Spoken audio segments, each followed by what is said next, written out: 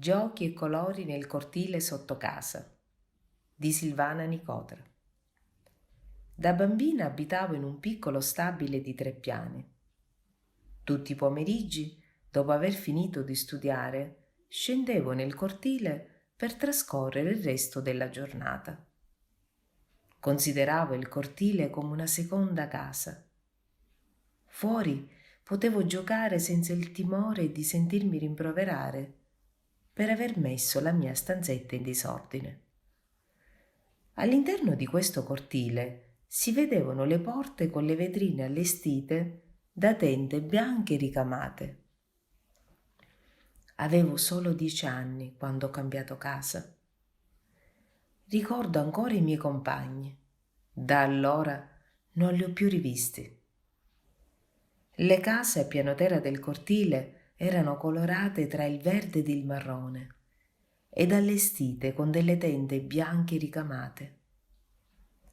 Ogni angolo del cortile raccontava la sua storia. Dalle case si sentivano gli odori della cucina, le risate e a volte i litigi di marito e moglie.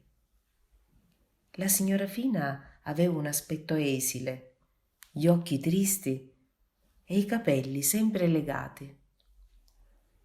Di giorno teneva la porta spalancata, ogni tanto usciva per ricordarci di stare lontani dall'uscio di casa sua, specie nel pomeriggio, quando tornava il marito dal lavoro.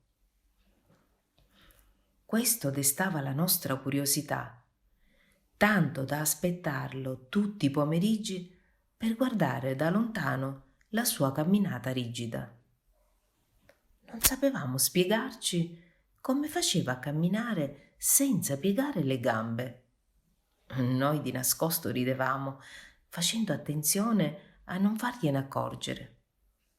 Drizzavamo le orecchie per sentire il volume del suo vocione, che non diventasse un pericolo per la moglie, perché quando si arrabbiava si trasformava in un brutto orco.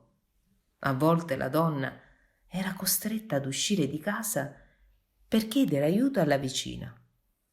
Di fronte abitava una donna bassina, con i capelli corti, ricci e lo sguardo di chi si è dovuta rimboccare le maniche crescendo da sola la propria bambina.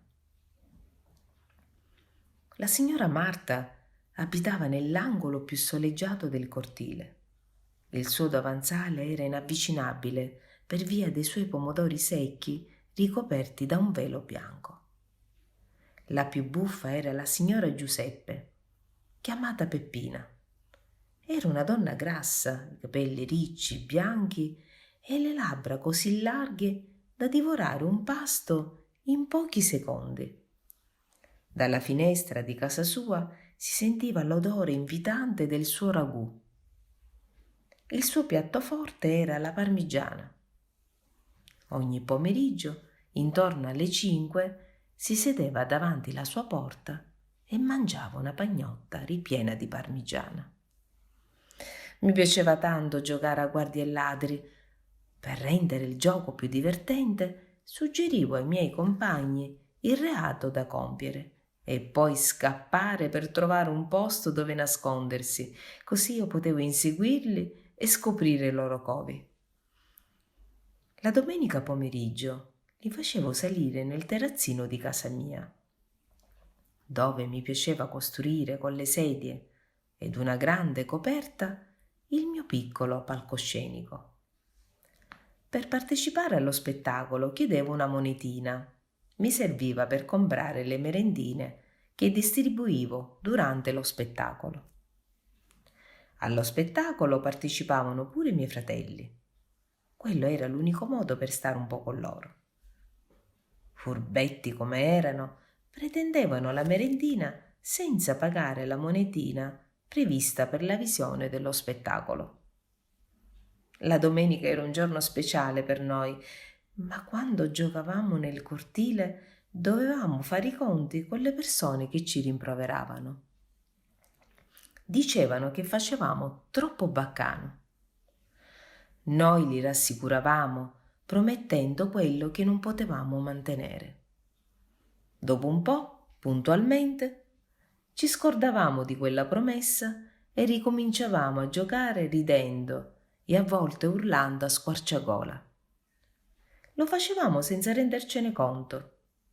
Si sa, quando i bambini giocano, difficilmente riescono a controllare i loro impulsi.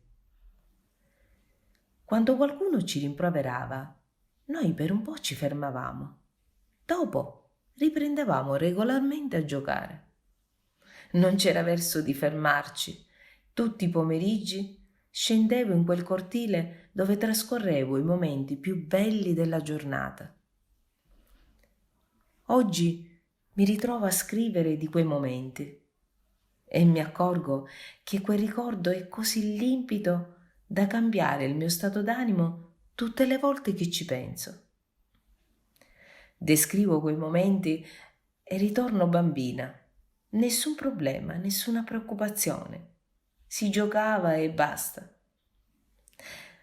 Ho scelto di scrivere su come puoi trovare la gioia dentro di te. Ed eccola qui.